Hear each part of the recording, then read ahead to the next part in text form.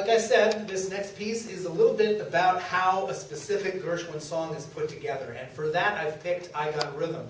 I Got Rhythm is, well, first of all, I apologize. I think it'll be stuck in your head for probably the rest of the day after you listen to the whole thing.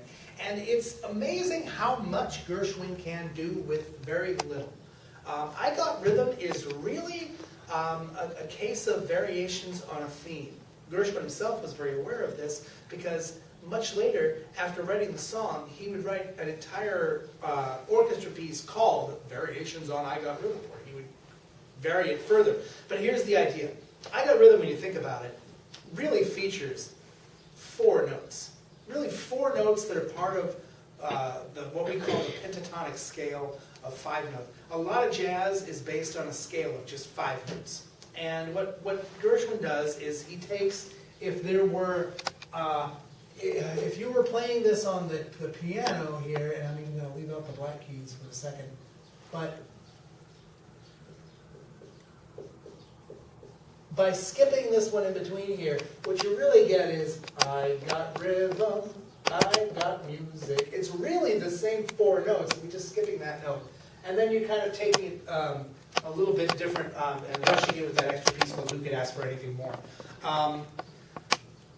I Got Rhythm is variations on a tune in the sense that with just those 4 notes, really, you get a lot of different instruments coming in singing this. You get a lot of different keys, different tempos, and things like that. Variations on a theme is basically the idea that we introduce a tune or even a musical phrase at the beginning of a composition, and then we spend a bunch of time on the composition just changing it ever so slightly to see different things that we can do with it to keep the whole idea from getting, a little bit dull. This piece was originally written in D-flat major, but you can move to other parts of your piano and play it elsewhere as long as you start in the same place. The other thing that's interesting is when we talked about syncopation earlier with Kern, the idea that we put the emphasis ahead of the beat. Those early notes, bum, bum, bum, bum, those first 3 notes are syncopated rhythm. They're things coming in with an emphasis at the beginning of the phrase. In that particular case, 1 beat behind the bar. In other words, you go, boom, I got rhythm, boom, there's that extra little beat in between. That beat kind of creates that sense of urgency and that sense of unusualness that comes with the song. George wrote the melody first, and he said, I've got this idea for a tune, and he gave it over to Ira Gershwin. And Ira said that he spent a lot of time writing this, saying, I think it should have sets of things that rhyme, like 3 rhymes, like wall, tall, and call, or something like that, that could go, dum, dum, dum, that those 3 things should rhyme. And he tried that for a long time and gave up. And finally he decided that it had more emphasis and was more powerful if it didn't rhyme. If it just kind of said, I got my girl, who could ask? I got sweet dreams in green pastures, whatever. And then the idea is that there's not a lot of rhyme in there, so that when it does rhyme once in a while, you really notice it. Also, George Gershwin thought the song should be called Who Could Ask for Anything More? Because that's what they come back to all the time.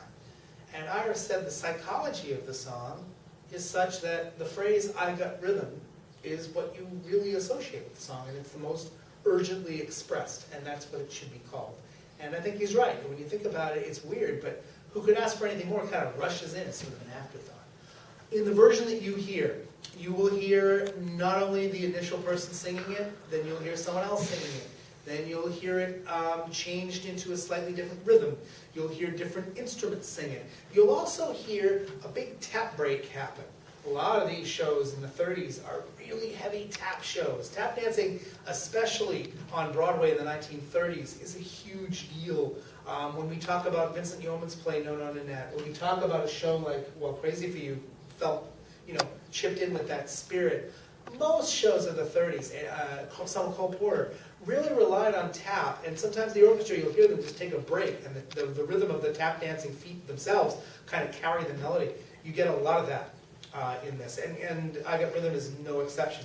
It's fascinating that the song manages to be so long and really only feature a couple of notes, 4 really, and doesn't doesn't get boring, because it's got so many different variations on a theme. Gershwin is kind of, it's not everybody's cup of tea, because those classical elements of his stuff give it a sort of a raised, elevated, poetic style.